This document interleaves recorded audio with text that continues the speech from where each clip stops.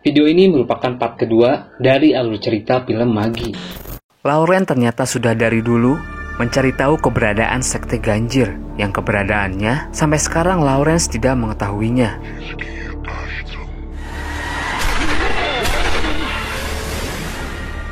Olivia yang mendengar perkataan Lawrence kalau dirinya sedang diincar, Olivia lalu merasa takut dan minta ditemani kepada Suzanne dan Emir. Suzanne lalu datang, dan secara mengejutkan, Suzanne tiba-tiba berubah menyeramkan. Emir datang dan melihat Olivia yang pingsan. Mereka juga melihat Suzanne yang tengah menangis. Mereka kini tidak mengerti dengan apa yang mereka alami. Besoknya Olivia dan Emir pergi mendatangi kediaman Lawrence untuk mencari informasi lebih dalam tentang sekte tersebut. Lawrence yang seorang penulis lalu menceritakan tentang investigasinya. Ia menceritakan kisah Baron dan Hitler. Baron semasa tinggal di Turkilah yang telah mendirikan sekte Ganjir, di mana tujuan sekte ini adalah agar bisa berkomunikasi dengan jin bernama Anunnaki. Setelah berhasil berkomunikasi dengan jin Anunnaki, sekte ini berencana untuk membuat sebuah pasukan yang tidak terkalahkan. Pasukan itu bukan jin atau manusia, melainkan setengah jin dan setengah manusia. Jin laki-laki akan menyimpan anaknya pada rahim manusia. Sebelum anak itu lahir, sekte ini akan mengambil anak jin dari rahim wanita tersebut dengan cara merobek perutnya. Laki-laki dari anggota sekte Ganjir akan mencari wanita untuk dihamili. Kemudian saat mengandung, mereka akan mengambil bayi setengah jin tersebut, lalu dikumpulkan pada suatu tempat. Begitulah yang terjadi pada Hava dan Marla. Pasukan bayi setengah manusia dan setengah jin itu diberi nama Magi, yang mempunyai kekuatan yang sangat mengerikan. Percaya tidak percaya, ini adalah fakta yang harus dihadapi oleh Olivia. Lawrence selalu memperlihatkan sebuah foto pendeta yang sedang memburu sekte Ganjir. Lawrence kenal dengan pendeta tersebut. Olivia bisa meminta bantuan kepadanya.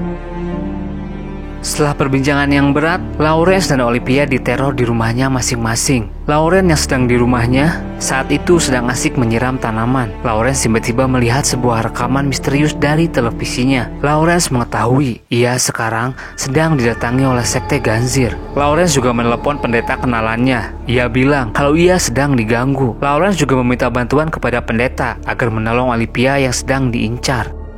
Di markasnya, pendeta khawatir dengan keselamatan Lawrence dan menyuruh Lawrence untuk segera pergi. Namun terlambat. Seketika, sosok misterius muncul tepat di hadapan Lawrence.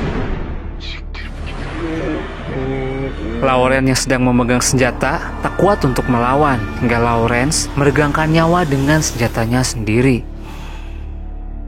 Di lain sisi, Olivia yang sedang di rumah terlihat sedang mengumpulkan informasi tentang kasus ini, dan tiba-tiba sosok menyeramkan muncul di belakangnya.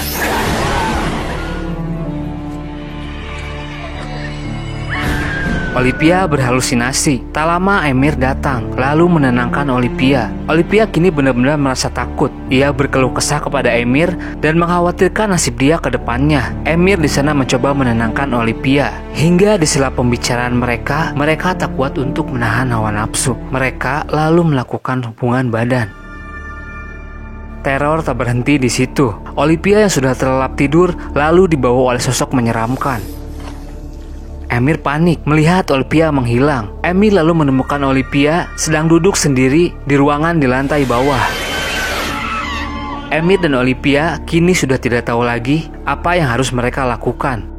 Mereka lalu menghubungi pendeta dan membuat janji. Pendeta bersama rekannya mendatangi rumah Olivia. Pendeta langsung ke lantai bawah dan langsung diperlihatkan keranjang misterius yang kemarin Olivia temukan di rumah Marla. Pendeta membuka lemari yang selama ini kerap mengeluarkan suara dari dalam. Terdapat sebuah simbol dengan tulisan. Simbol itu menerangkan bahwa Marla telah melewati 7 gerbang Ganjir dan telah bertemu iblis. Pendeta itu lalu memastikan kalau Marla adalah anggota dari sekte Ganjir. Marla berhasil dipengaruhi oleh iblis dan anggota sekte yang lain untuk masuk ke dalam sekte.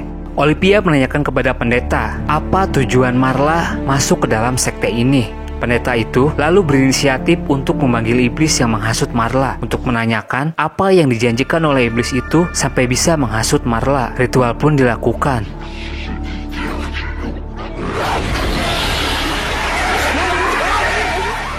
Iblis itu mengukir sebuah tulisan, tapi mereka belum bisa menemukan jawaban. Olivia lalu melihat tulisan tersebut.